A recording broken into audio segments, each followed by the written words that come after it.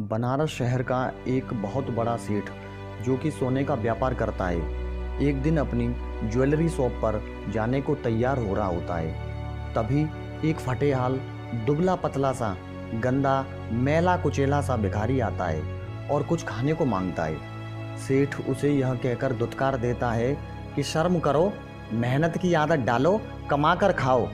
और इतना कहकर सेठ दुकान पर निकल जाता है। पर सेठ की पत्नी उस भिखारी को 2 रोटी दे देती है। अगले ही दिन सेठ अपनी 800 मारुति कार से किसी डीलिंग पर जा रहा होता है तो ट्रैफिक सिग्नल पर यही भिखारी कुछ पैसे मांगता है, पर सेठ उसे फिर से धिक्कार देता है। लेकिन साथ में बैठी सेठानी उसे 5 रुपये दे देती है। कुछ दिन बीत जाने पर एक दिन सेठ अपनी हवेली में सो रहा होता है तो उसका फ़ोन बजता है।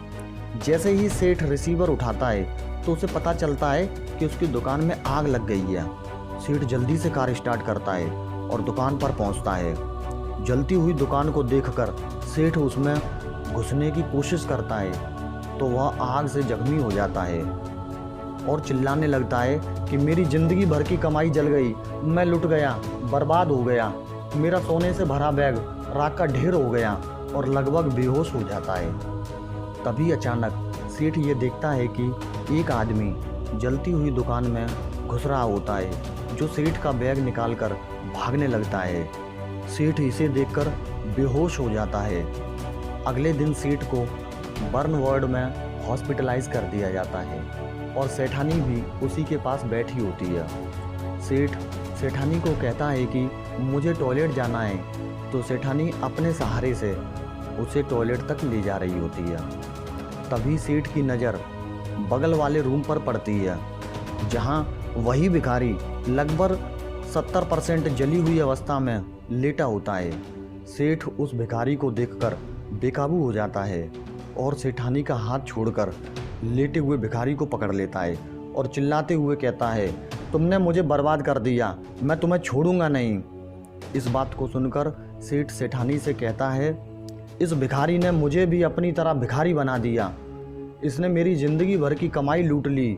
मेरा वो बैग जिसमें डील का सारा सोना रखा था, ये भिखारी मेरी जलती हुई दुकान से लूट कर ले गया। और अब तो मुझे ऐसा लगता है कि मेरी दुकान में आग भी इसी ने लगाई होगी। इतना सुनकर सेठानी सेठ से कहती है कि काश तुम समझ पाते। रात को जब तुम दुकान के सामने बेहोश पड़े हुए थे, तभी ये अधजली हालत में घर पर आया था और मुझे ये बैग देते हुए कहा था कि सेठानी संभालो अपनी अमानत, और इतना कहकर बेहोश हो गया। तब मैंने ही इसे हॉस्पिटल में एडमिट कराया था। ये बात सुनकर सेठ की आंखों से आंसू निकलने लगते हैं और वो कहता है कि कितना गंदा आदमी हूँ मैं। जिस आदमी को मैंने कभी 2 रोटी भी नहीं दी, उसने आज मुझे जमाने भर की खुशी दे दी।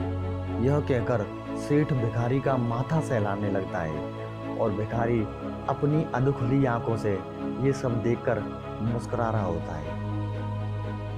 देख फटे हाल कभी किसी को, न समझे उसे गरीब, हो सकता है कोई भिखारी बना दे आपका बिगड़ा नसीब।